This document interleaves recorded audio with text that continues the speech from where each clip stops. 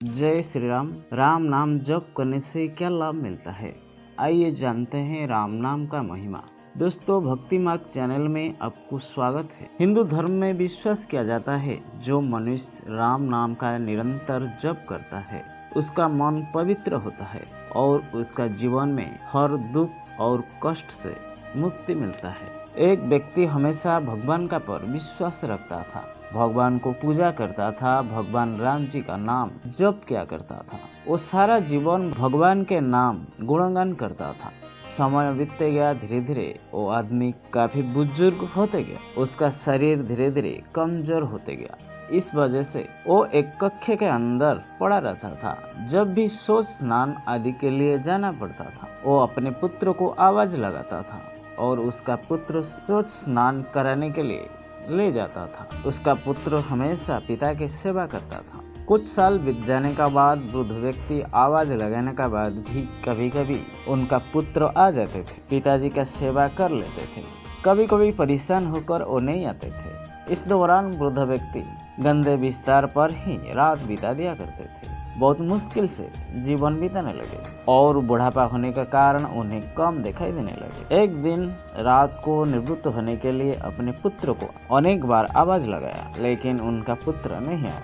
उसी समय एक लड़का आया और बड़ी ही आनंद के साथ वृद्ध को निवृत्त करवाकर उस बिस्तर पर लेटाकर चल गया था। उसी रात से जब भी वृद्ध व्यक्ति आवाज लगाता था, हर रात वृद्ध आदमी का सेवा करने के लिए वो लड़का आ जाता था। एक दिन बूढ़े आदमी ने सोचने लगा कि मैं हर रात आवाज लगाने के बाद भी मेरा पुत्र नहीं आता है, लेकिन अभी ऐसे क्या हो गया कि एक बार आवाज लगाने का समय तुरंत आकर मेरा सेवा करके चला जाता है। बूढ़े आदमी ने एक रात को अपने पुत्र को आवाज लगाया। उसी समय उस लड़का ने वृद्ध व्यक्ति का पास पहुंच गया था। वृद्ध आदमी ने उस लड़का का हाथ पकड़कर पूछने लगा, आप कौन है? मैं अनेक बार आवाज लगाने के बाद मेरा पुत्र नहीं आता है, लेकिन मैं एक आवाज लगाने का समय आप आ जाते हैं। उसी समय उस कक्ष के अंदर एक अलौकिक शक्ति जागृत होता है और उस कक्ष उजाला हो उठता है और उस लड़के के रूप में भगवान ने अपने वास्तविक रूप में आ गए और वृद्ध व्यक्ति ने भगवान के रूप देखकर हाथ जोड़कर रोने लगे और बोलने लगे, हे प्रभु, आप स्वयं रात को मेरा सेवा कर रहे हैं। अगर आप मेरा भक्ति से इतना प्रसन्न होते हैं और मेरा भक्ति से आप इतना खुश होते हैं, मेरा दुख और कष्ट से मुक्ति कर दीजिए। इस संसार से मुझे मुक्ति मिल जाएगा। वृद्ध आदमी के बात सुनकर भगवान ने बोले, आप आपका कर्म भोग रहे हैं, आप भोग रहे हैं वो आपके प्रारब्ध है। आप मेरे प्रिय भक्त हैं, आपके भक्ति से मैं प्रसन्न हूँ। आप हर समय मेरा नाम जप करते हैं, मेरा गुणगान करते हैं, इसलिए मैं आपके प्रारब्ध भी साधना के कारण स्वयं कटवा रहा हूँ। भगवान के बात सुनकर वृद्ध आदमी ने बोलने लगे कि हे प्रभु, मेरे प्रारब्ध आपके कृपा से भी बड़े हैं क्या? आपकी कृपा मेरे प्रारब्ध नहीं काट सकती। भगवान कहते हैं, मेरा कृपा सर्वोपरि है, ये अवश्य भी आपके प्रारब्ध काट सकती है, लेकिन फिर प्रारब्ध भोगने के लिए फिर से आपको दूसरे जन्म लेना पड़ेगा। यही इस संसार का नियम है।